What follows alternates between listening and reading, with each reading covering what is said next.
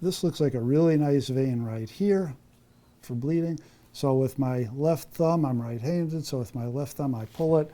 With my right finger, I go like that, and I press down while I'm at an angle. I go in a little bit.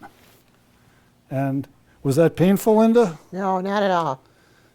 All right. And then, Not at all. and that's all it is. It doesn't have to be a big deal. Then I put the cotton right here because otherwise it's going to pool under her and I'm going to have to clean up the back of her leg.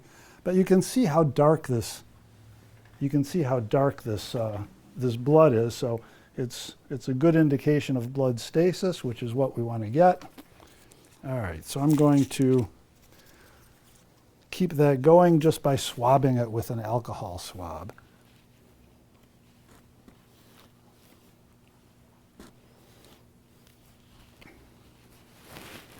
And while I'm there, I'll get another one. Looks like another nice spot right there. And always just one needle per poke. That's the correct clean needle technique. And also, each time you poke, and I'll show a microscopic picture, you substantially dull the needle. And so the second poke will hurt, much more likely to hurt than the first poke. So,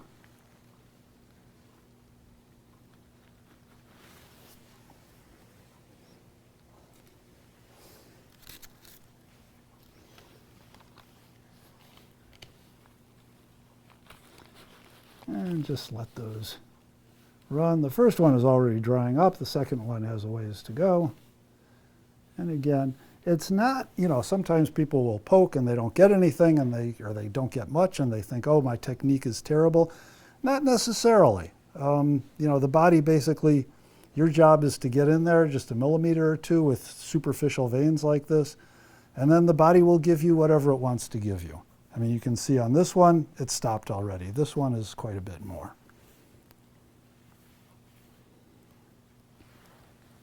The second one you could feel like a tiny little pinch, but not anything drastic,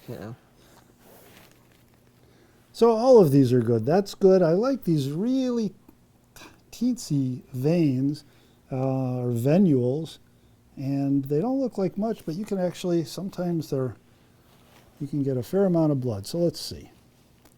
And you don't have to go in deeply, just very superficially.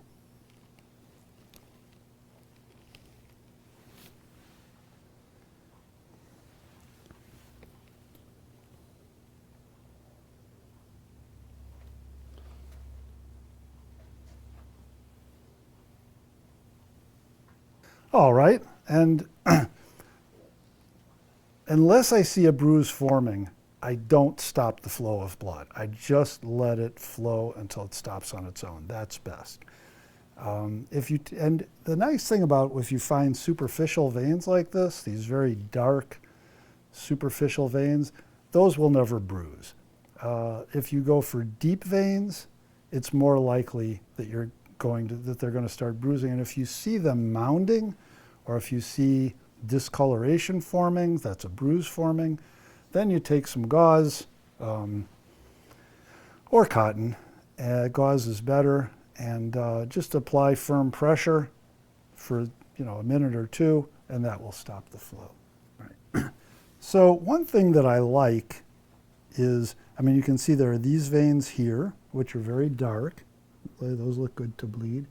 But also these very dark spots. If it's just like one spot, it's like the blood stasis is surfacing at this one spot. So those are often very good. Very good. Okay, so these look very good. So let's poke right here. And again, we don't have to go deep, just a little bit, and we get a lot of nice, dark, really dark blood. Those are maybe the best. Those little, you can see they're very dark, and it's just one spot. It's like the blood stasis is surfacing right there, and it's a perfect opportunity to get rid of blood stasis, and you can see how dark that blood is. And when the dark blood comes out, it feels like a relief to the feet. It's like you can actually, Really? So you can actually feel it? feel it like tingling, like the senses are coming back. Interesting. Yeah. So just with that last one, you really felt it? Yeah, and I could feel that this left foot is already feeling better. Because that's what neuropathy is, when it takes away your feeling, and then you can't know where like when I had severe neuropathy before I started coming here, I stepped on a piece of glass in my bathroom, and I didn't even know that I did. Wow.